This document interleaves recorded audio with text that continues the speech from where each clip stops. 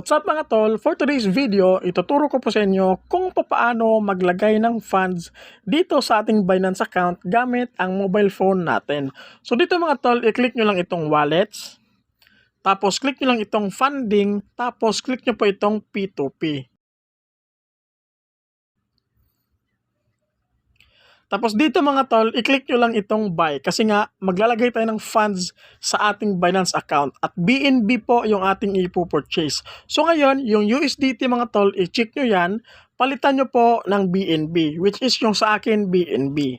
So BNB, tapos yung payment method natin mga tol, i-check nyo po itong Maya, ayan. And after, okay. Tapos dito mga tol, hanapin lang natin kung papaan or magkano yung limit natin purchase natin. So mga tol, magpa-fund tayo dito ng 500 pesos lamang. So hanapin natin yung mayroong limit na 500 pesos. Tapos yung kanyang mode of payment which is PayMaya. So ngayon scroll down tayo, hanapin natin mga tol.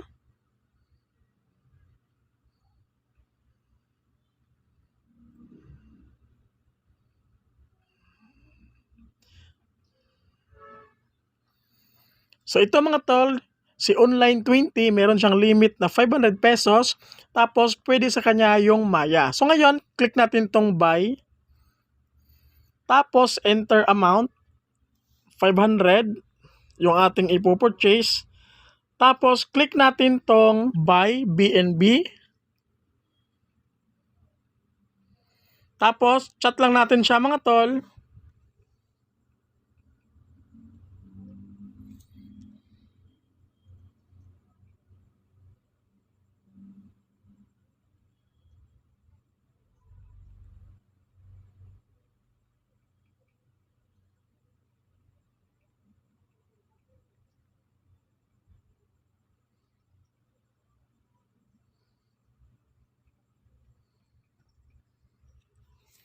So wait lang natin na mag-reply siya mga tol.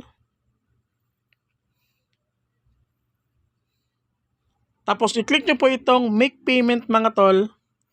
Tapos dito makikita nyo po yung kanyang Maya number. And after nyo makuha yung kanyang name, punta po tayo sa ating PayMaya account. Tapos dito mga tol, i-click nyo po itong send.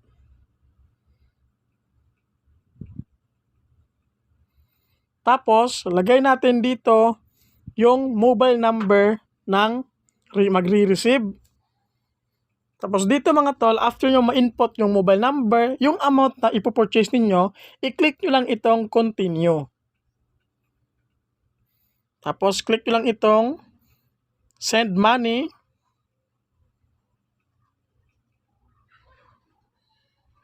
Ayan mga tol, you have successfully sent 500 sa pagpupurchase natin ng BNB. Screenshot nyo lang to mga tol. Tapos click done. Tapos balik tayo sa ating Binance account. Tapos dito mga tol, i-click nyo ulit itong chat. Tapos, chat nyo siya mga tol, send na po. Tapos yung screenshot natin, i-send natin sa kanya.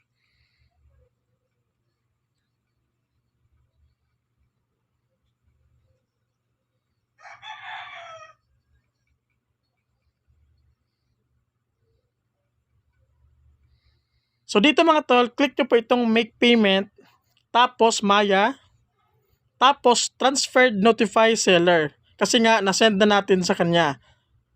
So wait na lang natin na pumasok po or masend sa atin yung BNB na pinurchase natin.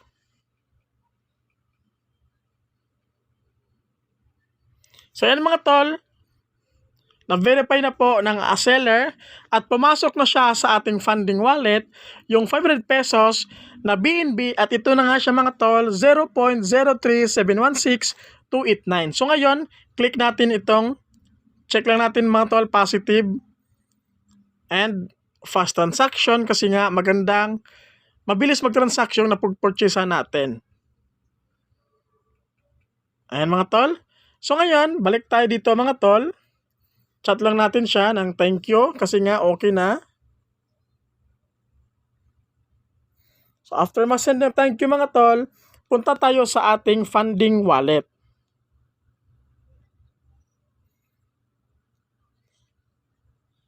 Tapos refresh lang natin.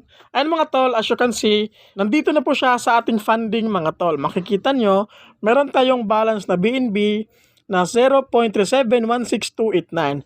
So mga tol, ganun lang po kabilis kung papaano mag-purchase or maglagay ng fund dito sa ating Binance account gamit yung mobile phone natin.